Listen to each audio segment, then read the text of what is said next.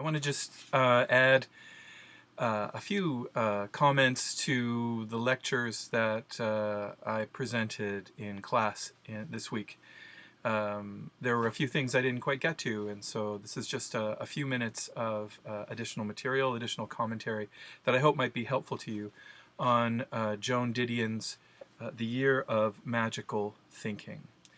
So in the edition that we have, I think all editions are paginated this way. I'm going to start with a few comments on chapter 17, which is pages 188 and on in that edition.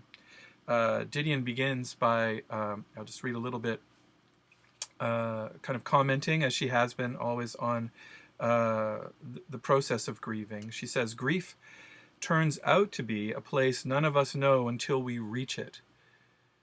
We anticipate, and then in parenthesis, we know that someone close to us could die, but we do not look beyond the few days or weeks that immediately follow such an imagined death." So we're unable, the key words here are anticipate and know. Anticipate in the sense of having some kind of firm cognitive grasp of how things are going to happen. And you'll notice that parenthetically she sort of introduces, she interrupts her own sentence by correcting that verb, we know. That has the effect both of sort of declaring a kind of epistemological certainty, epistemic certainty, that knowing is sort of firmly in place. It brackets it off and makes it sound firm, and at the same time of, I think, destabilizing any sense of knowing. Anticipation, she points out, in that same sentence, is connected to imagining. There's been a tension. We've been looking at Didion at the level, perhaps, of the sentence, where we saw certain kinds of contradictions around the idea of knowing and of sureness, of surety.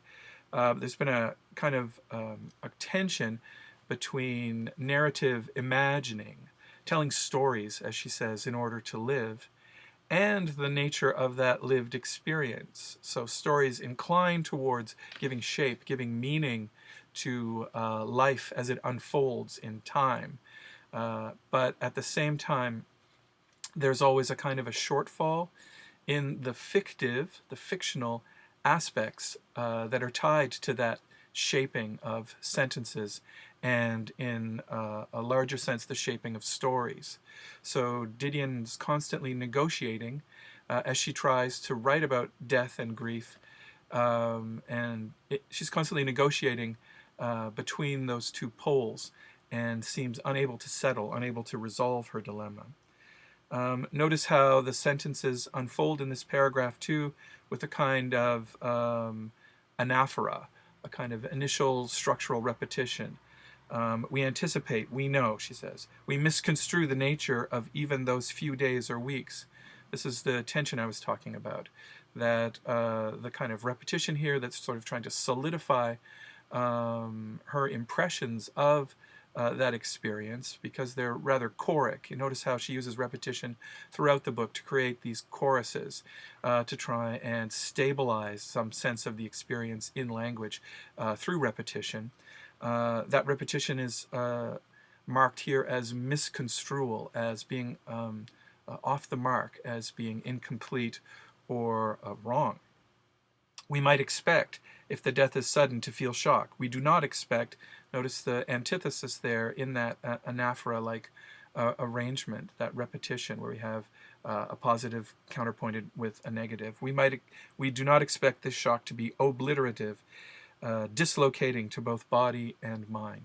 Obliterative in the sense of pushing us toward a nothingness, and also literacy, you can hear that inside that word, of not having the words, of being beyond language.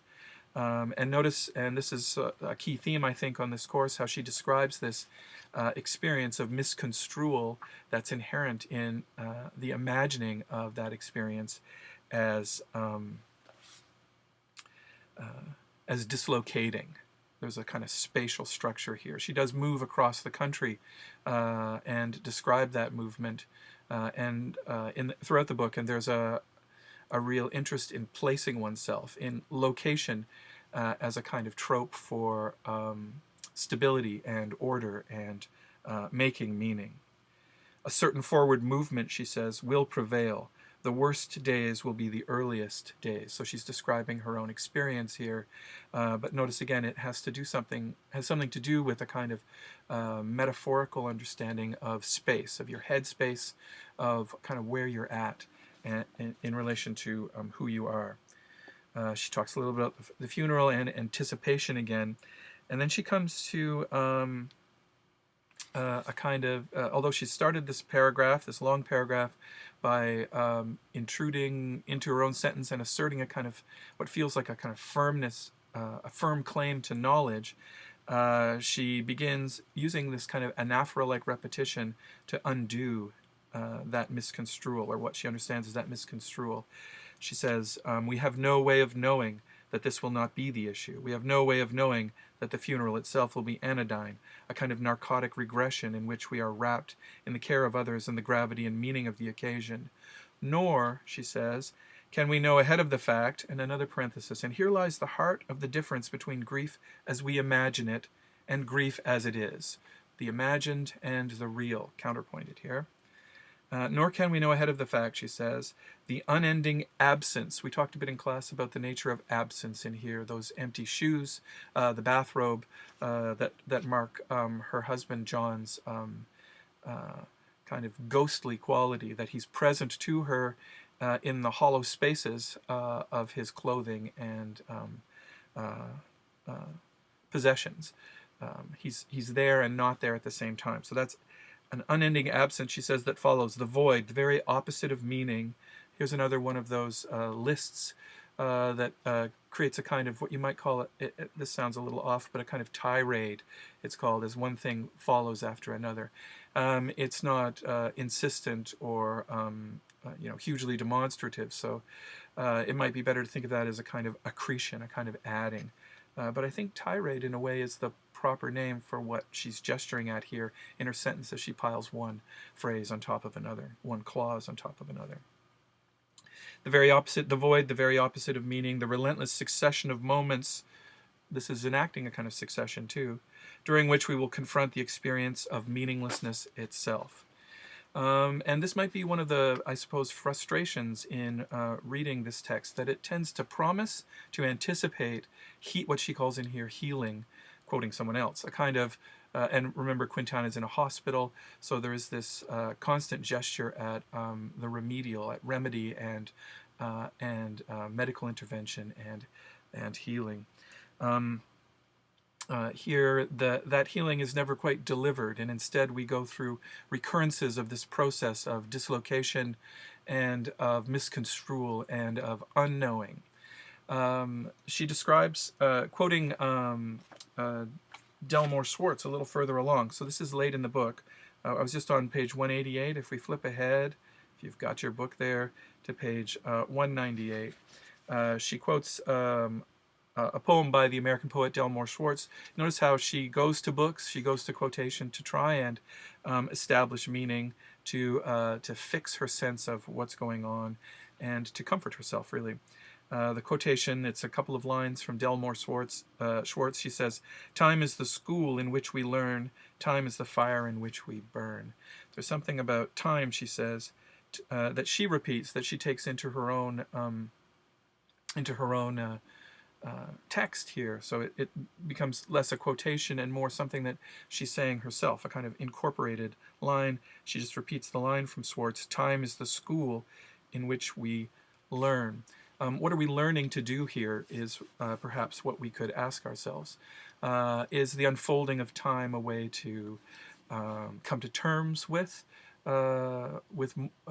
grief, with melancholia, with absence, or is the kind of schooling that we undergo, and I think I'm more inclined to think this way, an attempt, does it involve an attempt to face up to the unclosedness, the open-endedness of that process, that it keeps going, and that we're meant to confront as human beings our own temporal being, our being in time, excuse me, that we continually move forward into this kind of open.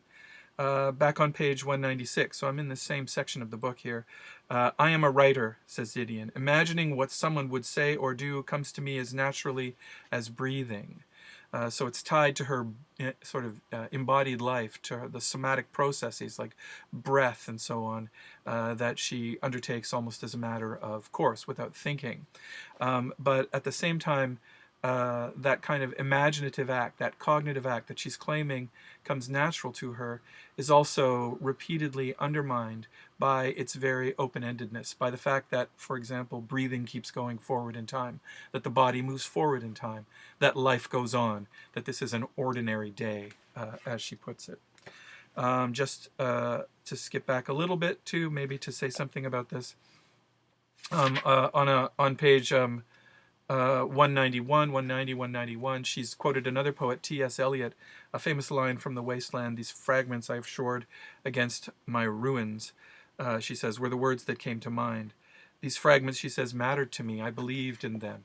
There's something about the writerly act. In Eliot's case, it's poetry, but in Didion's case, these kind of recurrent fragmented loops that she goes through as she confronts memory, as she plots out or maps out her experience of grieving and going forward.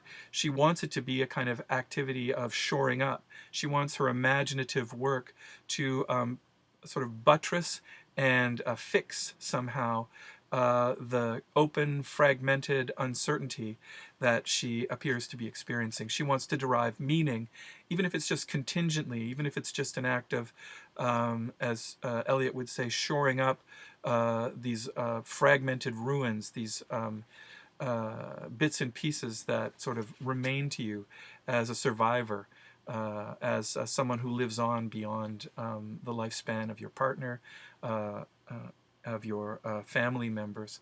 You're wanting to heal, wanting to shore things up seems like a natural kind of inclination, but it's something that Didion undertakes here as process rather than as closed closed and fixed plot that it somehow has finished off. She talks.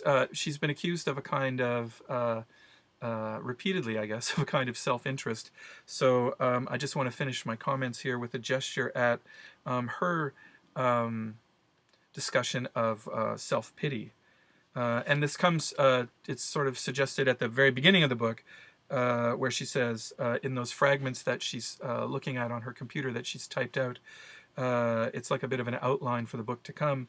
She says, this is on the very first page, the question of self-pity is one of those fragments. So that here is that question. We finally get to it. She reiterates it on page 192, the question of self-pity. We remind ourselves, she writes repeatedly, there's that repetition, that kind of looping, that our own loss is nothing compared to the loss experienced or the even worse thought not experienced by he or she who died. This is one of those sort of one of the kind of vortices, one of the vortex within the text.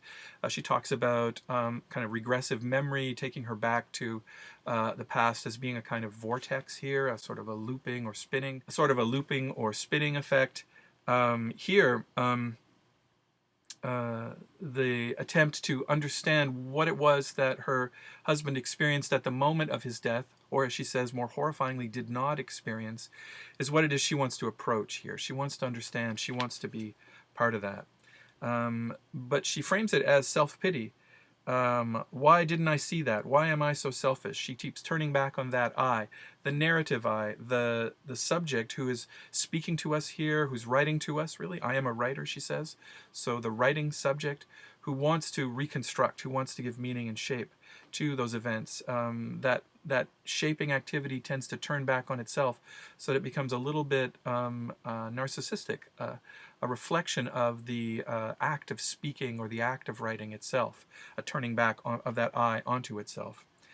Notice this is done in terms of words. She's always searching for language and seeing herself both as a writer and as an editor. And I think of how the editor, the person who's the editor, is both reader and writer, sort of attempts to reconstruct, to refigure what's been presented as text. So another form, perhaps, of a kind of melancholic self-pity, editing.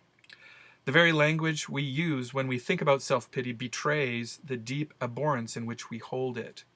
Self-pity is feeling sorry for yourself. Self-pity is thumb-sucking. She doesn't want to, and she goes on, she doesn't want to be that cool, she doesn't want to be that self-pitying, weeping person. She wants to hold on to this sense of being that cool customer.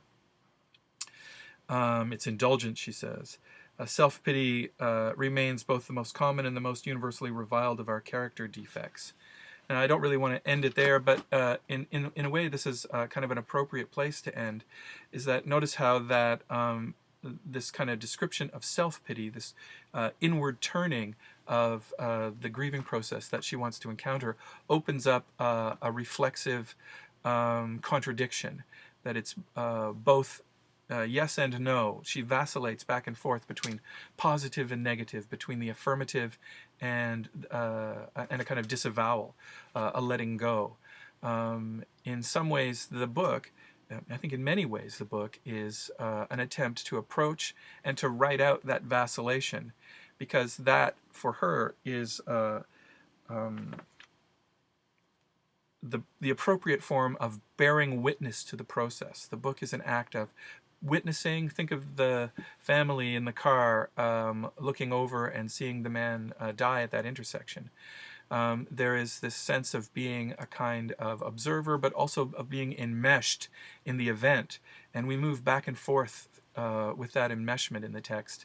And that, I think, is how Didion wants to understand our schooling in time, how the text teaches us to learn along with it, how to confront our own temporal and, if we think about this improvisational quality, extemporaneous humanity.